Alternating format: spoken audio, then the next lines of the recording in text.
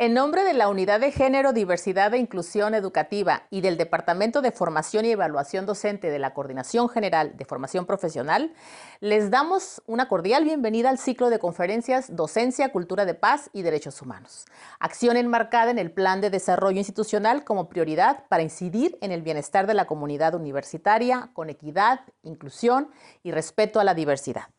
En esta ocasión se presenta la conferencia Diseño Universal, conducida por la doctora Lilia Guadalupe López Arriaga.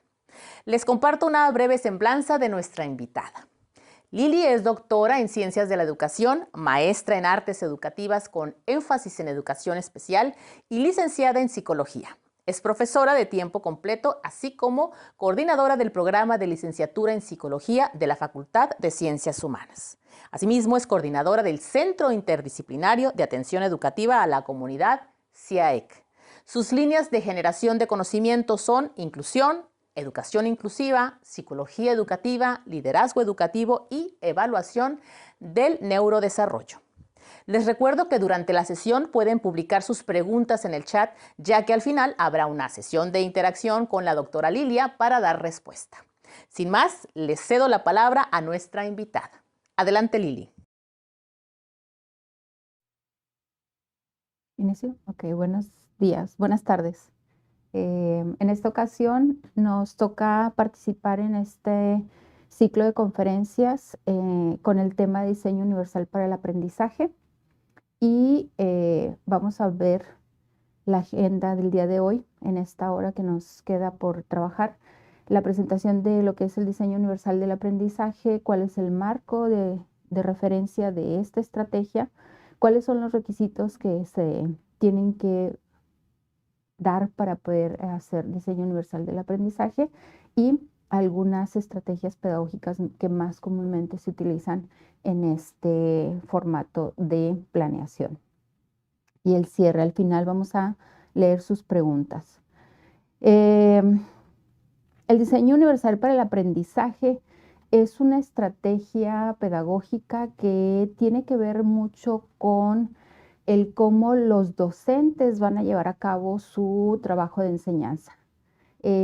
Desafortunadamente no hay como una especie de fórmula única para poder hacer diseño universal para el aprendizaje, sino más bien es una serie de estrategias y sobre todo de toma de decisiones de los docentes para poder llevar a cabo este formato de trabajo y este formato de enseñanza.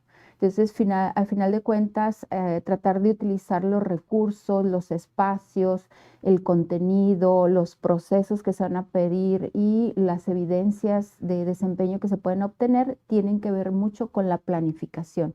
Y la planificación que hacemos los docentes está, ahí es donde está basado en lo que es el diseño universal para el aprendizaje. El diseño universal para el aprendizaje tiene que ver con el tema de la educación inclusiva. Este es un tema a nivel internacional, es parte de la agenda de desarrollo. Entonces, lo que ha hecho la UNESCO es ir determinando los lineamientos de lo que es la educación inclusiva. Y este movimiento, como es global, busca atender sobre todo la diversidad. Ya nos dimos cuenta en educación que atender pensando en la educación pensando que todos los estudiantes son iguales no nos ha funcionado muy bien y ahora lo tenemos que cambiar. En la UNESCO nos da la definición de educación inclusiva y le pone características de aprendizaje de los alumnos y las alumnas con y sin discapacidad y en su inclusión al salón de clases regular. Yo les diluí el tema de con y sin discapacidad y regular porque a final de cuentas, si queremos ser inclusivos, tenemos que pensar desde la diversidad. Por lo tanto, son características de aprendizaje en las y los alumnos y en su inclusión al salón de clases en términos generales. Entonces, desde ahí estamos partiendo de ver el salón de clases como un espacio de aprendizaje para todas y para todos. La educación inclusiva entonces nos lleva a tener que posicionarnos desde una mirada más general en relación a aceptar la diversidad, a permitir que dentro del contexto educativo podamos identificar y por lo tanto atender las necesidades educativas de cada uno de los miembros que conforman el salón de clases o inclusive los centros educativos en general. Sí, entonces para esto, pues esto que implica que los docentes conozcamos con quién vamos a trabajar y qué es lo que vamos a hacer. Muchos docentes hacen la pregunta de por qué no nos dicen las características de los estudiantes que vamos a tener en el salón de clases. Sin embargo, eso tiende a llevarnos a un comportamiento discriminatorio. Entonces, la postura de la educación inclusiva es, bueno, tengo que estar preparado como docente para la diversidad. Puede ser que me tope con todo tipo de estudiantes y por lo tanto necesito, desde mi planificación, estar preparado para la diversidad, más que estar encasillando a los estudiantes en tal o cual característica o que posiblemente me lleve a tomar decisiones previas en relación a los estudiantes o una característica en específica. El diseño universal para el aprendizaje lo que me dice es que prepárate para lo que puede llegar a venir, ¿sí? Entonces, aquí la pregunta surge, entonces, ¿cómo o quién lo tiene que hacer? Afortunada o desafortunadamente, la respuesta es que lo tienen que hacer los docentes. Los docentes es quienes se establecen los lineamientos de los procesos de enseñanza. Entonces, en el Objetivo de Desarrollo Sostenible número 4, le dan la participación de la educación o un papel protagónico.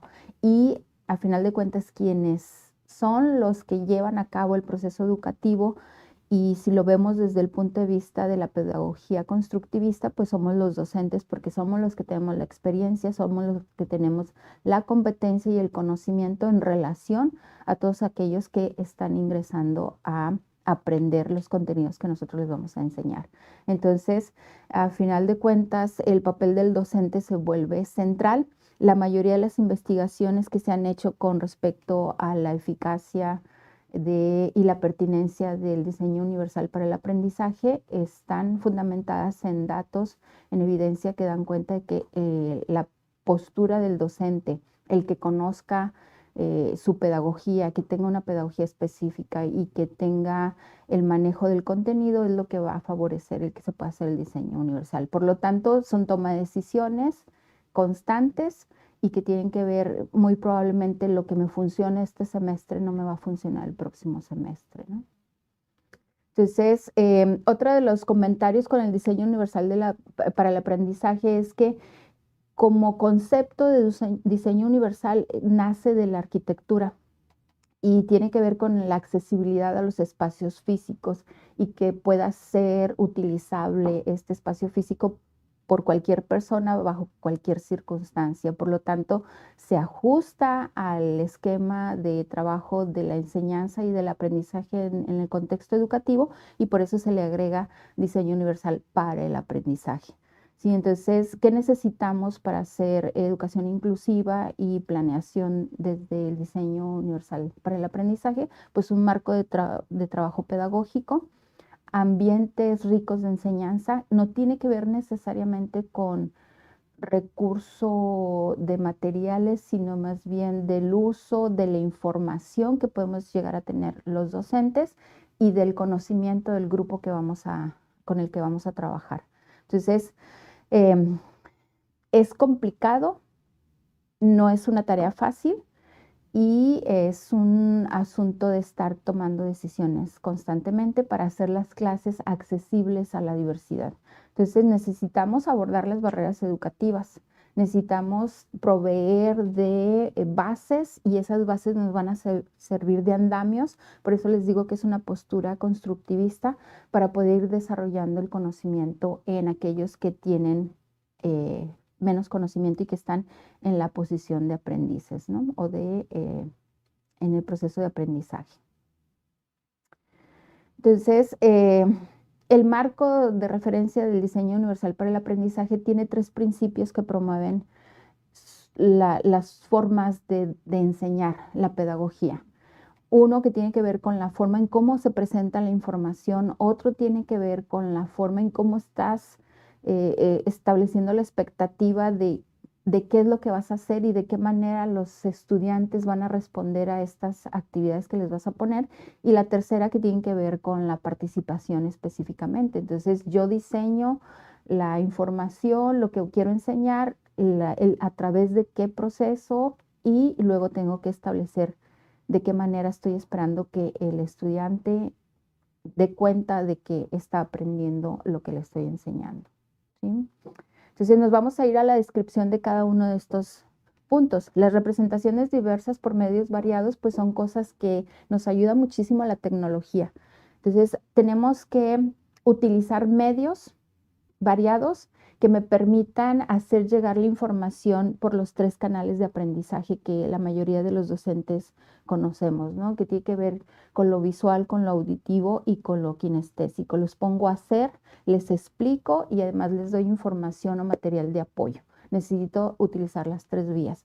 Nosotros también como docentes, en algunos momentos nos toca ser aprendices y tenemos también nuestras formas de aprender y tendemos a enseñar a través de la vía en la que nosotros aprendemos. Entonces hay profesores que somos muy visuales y damos mucha información visual o utilizamos muchos recursos visuales y dejamos de lado un poquito lo auditivo o lo kinestésico. Entonces, como docentes necesitamos mediar entre los 3 estilos porque nuestros aprendices, nuestros alumnos van a tener o un estilo u otro, o van a tener predominancia de un estilo sobre los otros, ¿no? Entonces, si pensamos en estudiantes con impedimentos visuales o auditivos, pues tenemos que hacer énfasis en lo auditivo si es alguien con impedimentos visuales y en lo visual si es alguien con impedimentos auditivos, por ejemplo, ¿sí? Entonces, a la par de ponerlos a hacer y estar monitoreando los desempeños. Entonces,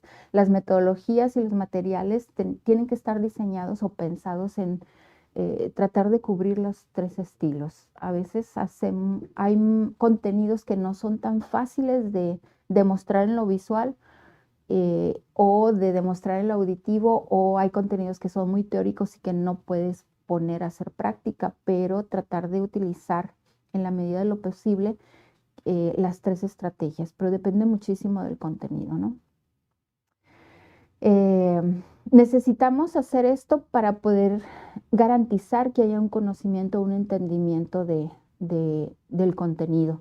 Entonces podemos hacer uso de videos, de audiotextos, de imágenes, de animaciones para mostrar contenido. Sin embargo, tenemos que tener cuidado porque, por ejemplo, tenemos herramientas tecnológicas como el PowerPoint. Es una herramienta muy buena.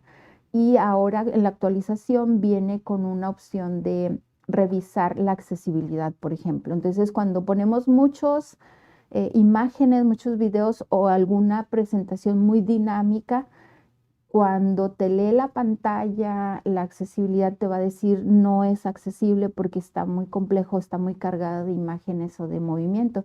Entonces necesito revisar y ver qué tanto es como adorno y qué tanto es asociado al contenido de la materia que estoy enseñando y qué sí puedo, ¿qué se podría decir? Dejar y qué necesitaría quitar porque me está ocupando un espacio visual y auditivo que tal vez no necesito para enseñar el contenido. Entonces, esto es de estar proponiendo, de estar utilizando, y si no me funciona, muy probablemente sea porque no lo estoy diseñando de la manera correcta, ¿sí? Entonces, hacemos un poquito de ensayo y error, y una vez que tenemos más claro cómo podemos enseñar por varias vías el mismo contenido, va a ser mucho más fácil ir definiendo qué alternativas puedo tener. Otra de las cosas para hacer uso de formatos diversos es también conversar con otros profesores. ¿Qué han hecho los demás profesores? ¿Cómo les ha funcionado? Y de qué manera ustedes pueden ajustar o aprender nuevas formas de hacer llegar esta información por nuevos formatos, ¿no? Entonces, finalmente lo que vamos a utilizar en estas estrategias variadas, pues es darle relevancia a los contenidos críticos. Un contenido crítico asociado a un conocimiento previo me garantiza que haya una mayor relación y asociación del nuevo conocimiento con un conocimiento previo. Otra muestra más de que esta estrategia de diseño universal del aprendizaje es una estrategia pedagógica constructivista. Necesitamos saber qué es lo que saben los alumnos para poder dar inicio del nuevo conocimiento con base en este conocimiento previo. ¿Sí? Nos vamos a la segunda al segundo punto del diseño universal del aprendizaje, que tiene que ver con las formas variadas para ser y expresar. Aquí le vamos a dar oportunidad a los estudiantes de que primero me observen a mí haciendo alguna actividad o haciendo uso de algún concepto en términos prácticos, y luego yo puedo ayudarles o ponerlos a que me ayuden a hacer otro ejercicio, y después los puedo poner a ellos solos y yo ayudarles, y al final haz que los hagan ellos solos y yo estar observando y ver de este proceso de yo hago y luego tú haces y me ayudas y luego tú haces solo, qué pasos quedaron claros y qué pasos tengo que volver a repasar. Entonces, esto nos permite darle opciones a los alumnos también de que nos presenten la información con formas alternativas. Hay contenidos que no se pueden presentar de otra manera. Sí, en algún momento recuerdo que algunos maestros de circuitos nos decían, es que si hace el circuito de otra manera, pues le va a tronar o se va a quemar o se va a incendiar el lugar donde va a estar el circuito. Hay contenidos que son específicamente y que tienen que hacerse y se tienen que desarrollar de esa manera.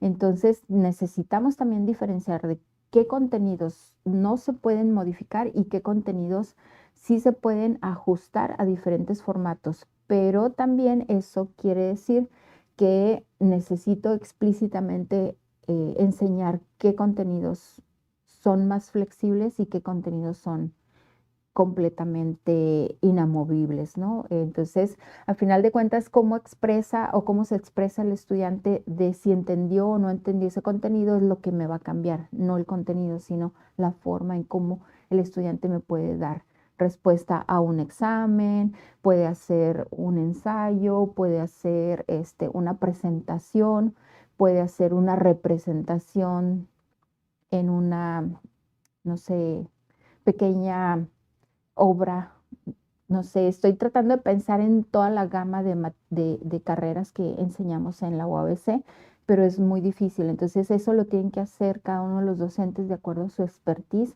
en cada una de las áreas.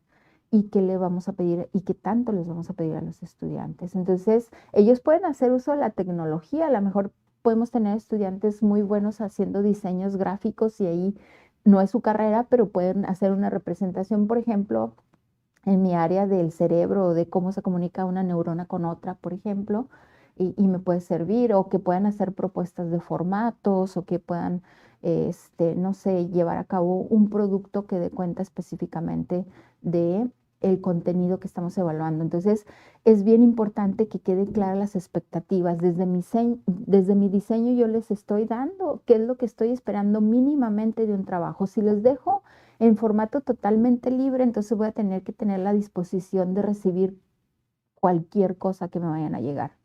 Pero si les doy un formato libre que cubra ciertos lineamientos, o sea, es el formato como tú lo vayas a hacer, pero que cubra esto y esto y esto y esto, mínimo, entonces yo ya estoy calificando el contenido. Y el producto va a ser lo que me van a entregar, y ahí donde puedo darles libertad creativa, ¿no? Prácticamente. Entonces, puedo utilizar foros de discusión para ver cómo argumentan respuestas. Eso lo utilizan mucho a lo mejor con los de derecho cuando hacen ejercicios para hacer careos y este tipo de cosas. Proveer de oportunidades de practicar con apoyos. Yo hago y tú me ayudas, y finalmente tú haces solo y yo te observo. Evaluaciones sumativas. Puedo ir evaluando, y si necesito al final del semestre un artículo o un documento elaborado muy complejo, pues mis parciales pueden ser cada una de las partes de ese documento más complejo que necesito que entreguen al final de clases. Puedo ir agregando complejidad a lo mejor a una misma tarea, y voy a ir evaluando de qué manera va evolucionando el desempeño del estudiante. Entonces, podemos hacer mucho, uso de muchas otras estrategias que cada uno de los campos tienen ejemplos mucho más específicos. La parte 3, formas variadas de participación. Ahí sí tiene mucho que ver con, sobre todo, el trabajo presencial. En el trabajo en línea, eh, si es totalmente virtual, tendríamos que hacer especificaciones bien explícitas y claras de qué es lo que se espera que presenten los estudiantes. Pero cuando estamos en un formato semipresencial tal vez o presencial, el dar oportunidad de hacer cosas un poquito más de libre creatividad a los estudiantes nos puede favorecer o permitir tener más opciones de respuesta por parte de ellos.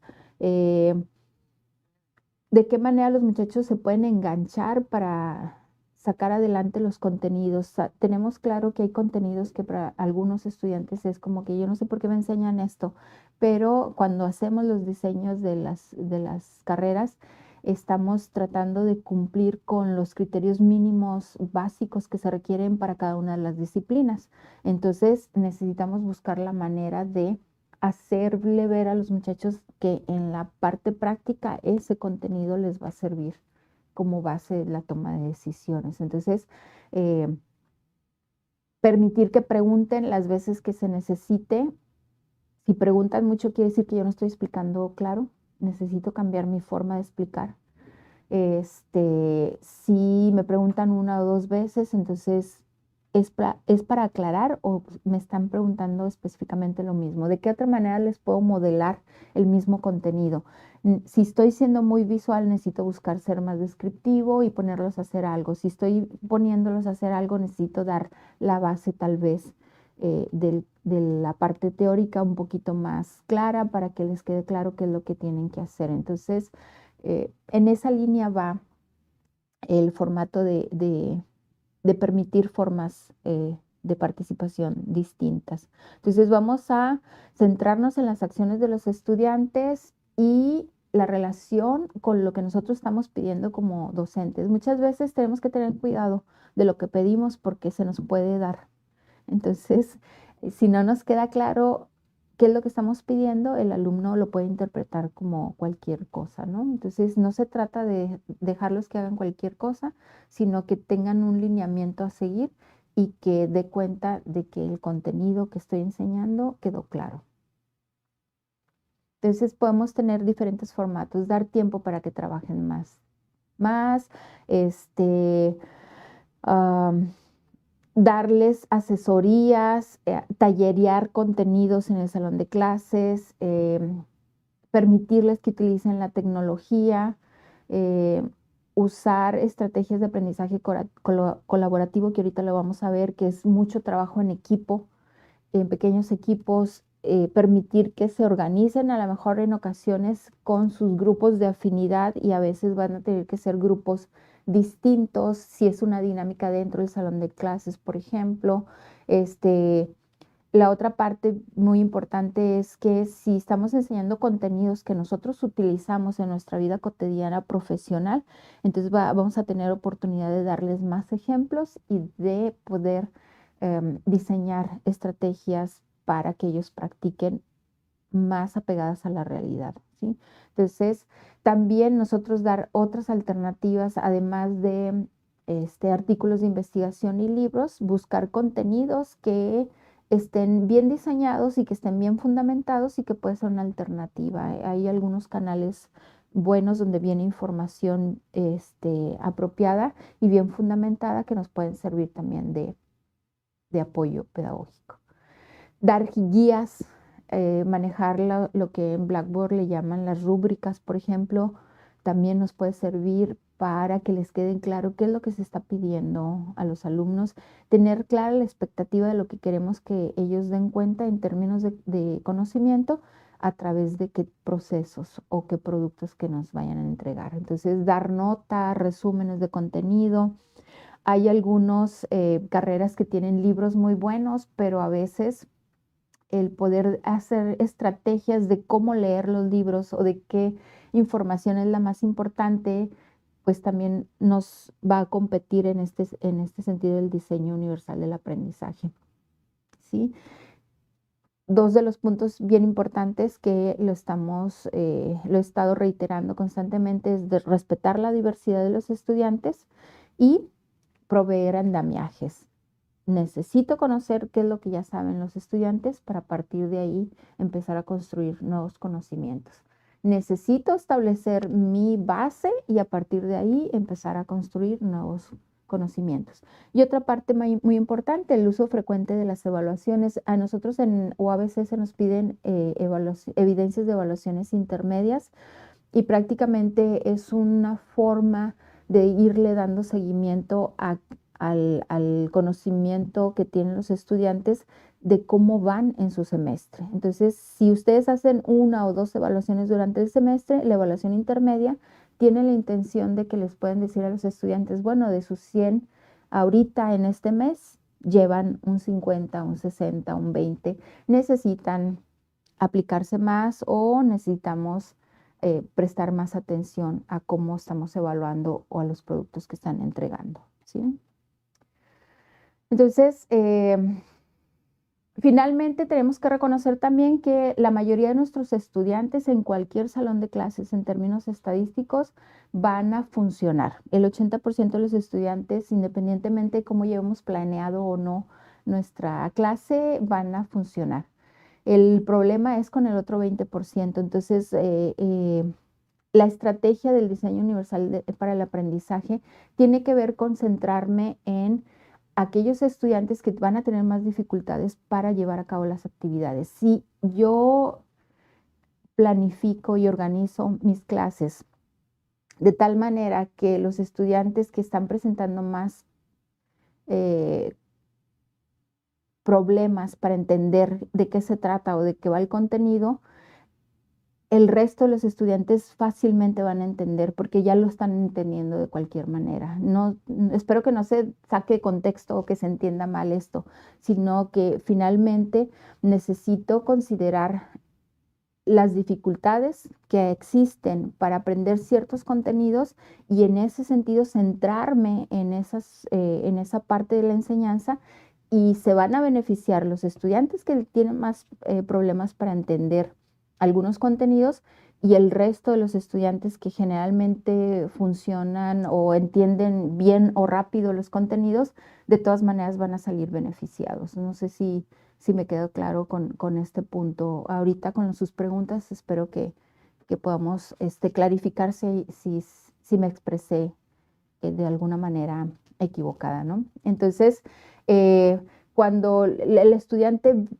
tiene claro qué es lo que se espera de él dentro del salón de clases, tiende a funcionar mejor y a responder mejor en relación a las actividades que se le están solicitando para tener acceso al contenido que le estoy enseñando, ¿no? Entonces, tomando estos 3 puntos de dar diversas formas, enseñar de diferente manera, permitir el uso de diferentes estrategias y medios de enseñanza y favorecer la expresión de las evidencias del conocimiento adquirido, nos queda entonces qué otras estrategias podemos utilizar o de qué manera las puedo llevar a cabo en términos prácticos, ¿sí? Entonces, hay estrategias pedagógicas, tiene que ver con esto, estamos acostumbrados a lo mejor a hacer una misma actividad o una sola actividad para evaluar a la diversidad y no necesariamente siempre funciona.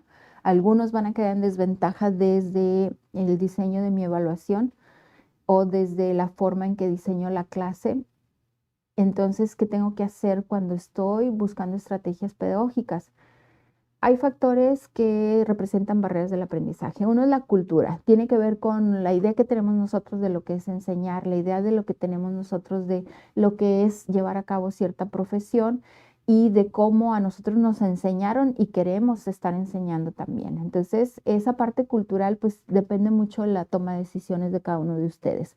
Tomar estos cursos y llevarlos a la práctica y seguir preguntando es parte de un cambio que tenemos que hacer culturalmente y que va a representar una barrera menos. Es más complejo de hacerlo. Hay otra parte que es infraestructura, el acceso a tecnología, el tener espacios accesibles, y tiene mucho que ver con las instituciones y los recursos que tenga cada una de las instituciones. Y está la tercera intervención para tumbar o caer, derribar las barreras de aprendizaje, que es la parte pedagógica, y eso sí ya nos concierne a cada uno de nosotros, a los profesores, a los docentes, ¿sí? Entonces, hay enfoques de enseñanza y aprendizaje basados en investigación que dan cuenta y que se combinan muy bien con el diseño universal para el aprendizaje. Es el aprendizaje cooperativo, que es básicamente trabajo en grupo, la instrucción diferenciada o la enseñanza diferenciada, la evaluación basada en el desempeño. Evaluamos a cada uno de los estudiantes conforme a los avances que van teniendo inicio a final de mediados y final de semestre, el aprendizaje basado en proyectos y los principios de aprendizaje centrados en el estudiante. Si nosotros revisamos la filosofía de la UABC, nos damos cuenta que desde la filosofía de la UABC estamos centrados en el aprendizaje del estudiante. Sí, entonces vamos a desglosar un poquito más cada una de estas estrategias. Entonces, cuando hablamos de estrategias pedagógicas, tenemos que recordar que tenemos expectativas, que tenemos que enseñar algo y que tenemos que evaluarlo, ¿sí? Las 5 áreas del currículum que generalmente los profesores tenemos que tener en mente siempre que estamos planificando nuestras clases es si los materiales van a ser accesibles para todos, si son materiales que podemos utilizar todos. Por ejemplo, estoy pensando a lo mejor en odontología, que hay material que no puede no estar presente.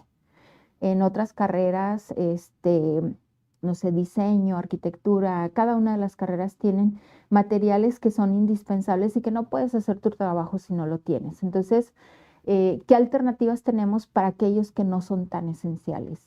¿Necesitamos hacer alguna inversión en algo que nada más vamos a utilizar en una sola ocasión o en un solo contexto laboral posible?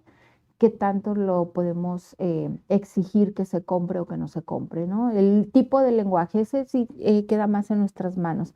La forma en que, cómo nosotros damos instrucciones, manejamos los datos, explicamos, volvemos al tema de tenemos que considerar que hay personas que aprenden en términos visuales, hay otros que requieren más información y explicaciones y más auditivos, y hay otros que dicen ponme a hacer y luego ya me va a caer más rápido el entendimiento en relación al contenido, ¿no? Entonces necesitamos reconocer la diversidad, necesitamos utilizar el conocimiento pedagógico y las estrategias, diseño universal para el aprendizaje.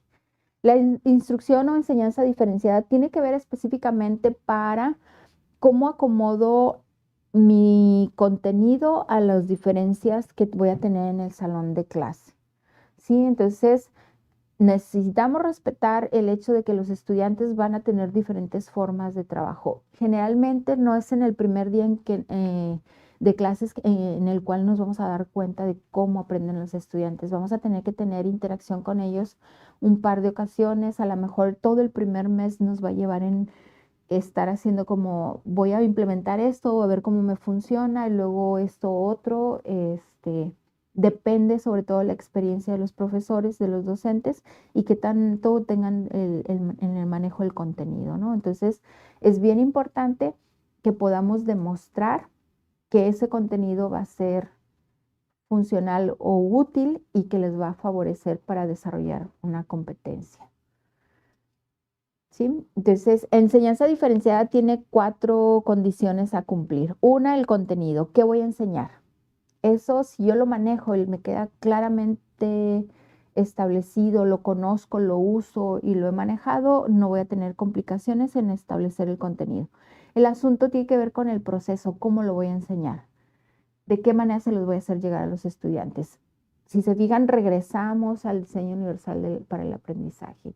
¿Cómo lo voy a enseñar? ¿Cómo lo voy a hacer llegar? ¿De qué manera voy a estar esperando que los alumnos me entiendan? Lo voy a explicar de una manera, de otra manera y de otra manera. El producto, ¿qué es lo que ellos me van a tener que presentar como evidencia de que entendieron el contenido a través de este proceso que les presenté. Y sobre todo el más importante es el ambiente de aprendizaje. Si el estudiante se enfada, si el estudiante no le encuentra sentido a lo que le estamos enseñando, pues el ambiente de aprendizaje no va a ser motivador y por lo tanto pues no nos va a prestar atención.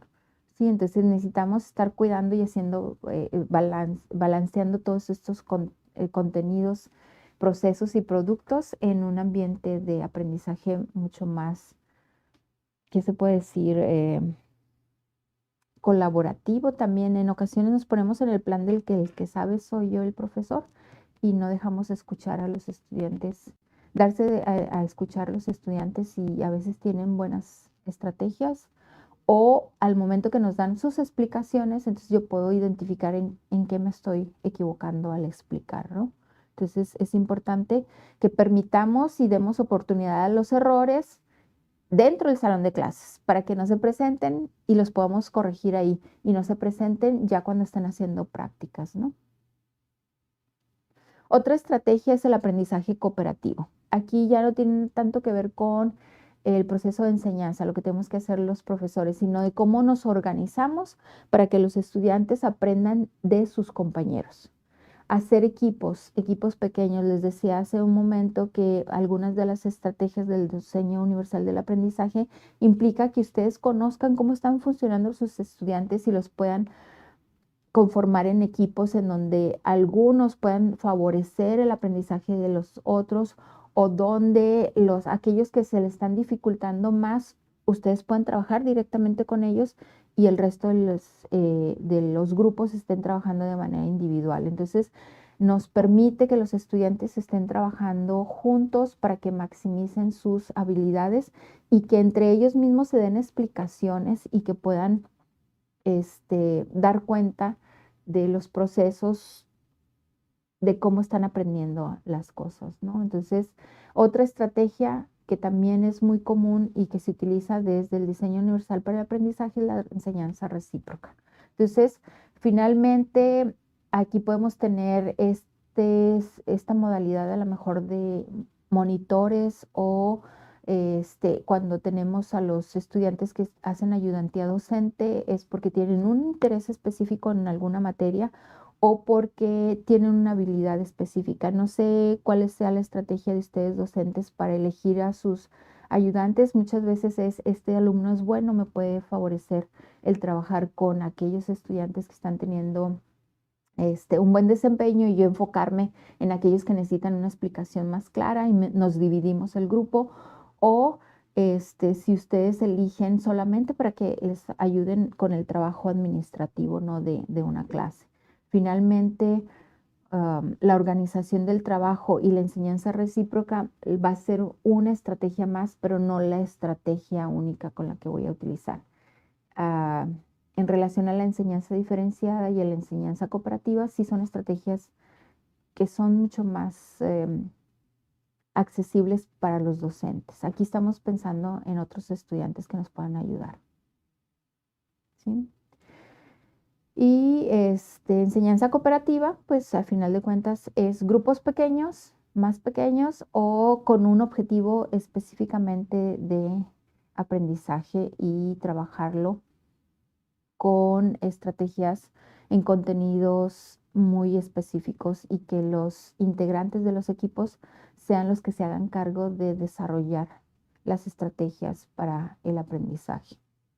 Tampoco no es como dejarles el trabajo a los estudiantes, sino ver en relación a su desempeño, si entendieron rápido los conceptos, pues podemos darles un poquito más la libertad de que ellos trabajen cooperativamente y hagan propuestas, ¿no? Esto ya estaba. Pues eso sería desde mi presentación lo que estamos trabajando en relación al diseño universal del aprendizaje, para el aprendizaje, perdón. Entonces me regreso acá y vemos preguntas.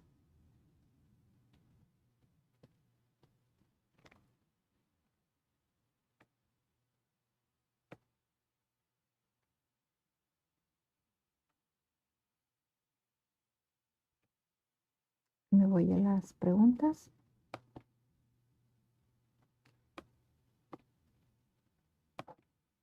Ok. Hay una pregunta de Oviedo. Dice, ¿de qué manera podemos integrar a nuestros cursos de manera regular aspectos básicos de diseño universal? ¿Alguna recomendación de recursos que podemos integrar? En general, si revisamos el contenido del diseño universal del aprendizaje, pues nos está dando alternativas. Pueden ser que agreguen videos, que agreguen actividades específicas para ver de qué manera los estudiantes están entendiendo ciertos contenidos o qué antecedentes tienen sobre cierto contenido. Está difícil hacer como una recomendación específica porque pues yo estoy en el área de ciencias sociales, estoy en psicología, puedo entender un poquito de ciencias de la salud, pero no estoy completamente, eh, no tengo claro completamente qué es lo que se tiene que enseñar y cómo se tiene que enseñar, o en ingenierías, por ejemplo. Pero necesitamos saber el contenido y qué queremos que el alumno sepa hacer para poder entender cuál es el proceso.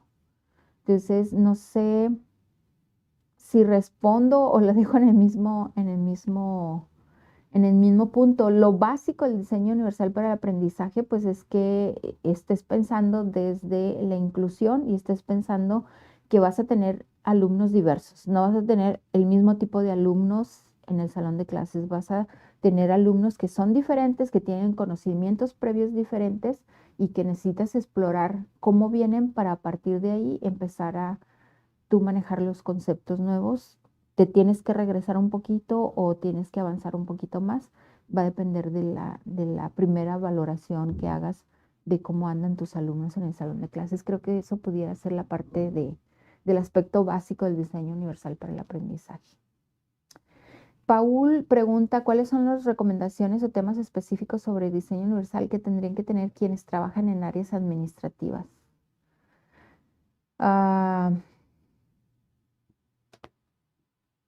No sé. Es que el diseño universal de aprendizaje, para el aprendizaje es específicamente para estrategias de enseñanza. Entonces, el personal de servicios, secretarios y analistas, pues ellos no enseñan, no son docentes, no, creo que no, no va por ahí, o no sé si estoy entendiendo mal la pregunta, ¿no? Más bien sería como que para que el personal de servicios, secretarias y analistas sean incluyentes o sería como que tengan conocimiento de la diversidad o estrategias para el manejo de personas, darles información, cómo atender a gente difícil, cosas de ese tipo que ya se ofrecen, ¿no? La doctora Clotilde, no he ubicado en la literatura investigaciones que sustenten que hay estudiantes que aprendan de manera auditiva, visual o kinestésica. ¿Alguna recomendación? Sí, está difícil. Yo he tratado de buscar información, pero es algo que se maneja a nivel institucional y se habla de que tenemos que hacerlo. Muy probablemente en el área de neurociencias podemos ubicar no específicamente como auditivo, visual y kinestésico, pero sí que hay estilos de cómo reacciona o cómo el cerebro nos va funcionando en relación al tipo de información que nos llega a través de lo auditivo, a través de lo visual y a través del hacer. Entonces, me la llevo de tarea, doctora Clotilde. ¿Sí? Entonces, no sé si hay algún otro comentario. Esto es lo básico, les digo, diseño universal del aprendizaje básicamente es hacer, aplicar, intentar tener la disposición de utilizar nuevos estilos, nuevas formas de hacer llegar la información a los estudiantes y sobre todo la parte de la barrera cultural de que la docencia no es llegar a vaciar información, sino es llegar a interactuar y a conocer de dónde vienen los estudiantes y empezar a construir. Entonces, me parece que lo que fundamenta el diseño universal para el aprendizaje tiene mucho que ver con una postura pedagógica constructivista y ahí sí encontramos muchísima investigación que da cuenta de los apoyos de y de la eficacia de las estrategias constructivistas. Entonces me llevo tarea para buscar esa información. Ok, no sé, ¿hay más preguntas? Ok. Me dice que hay preguntas en el chat. Ajá. ¿Ah, son estas? Ok, muy bien. Pues esto sería de mi parte. No sé si tenemos algo más que atender. Muchísimas gracias, entonces. Agradecemos a nuestra invitada el haber compartido su experiencia y a todas las personas que nos acompañaron. Les invitamos a seguir las próximas sesiones del ciclo de conferencias Docencia, Cultura de Paz y Derechos Humanos. Muchas gracias y nos vemos pronto.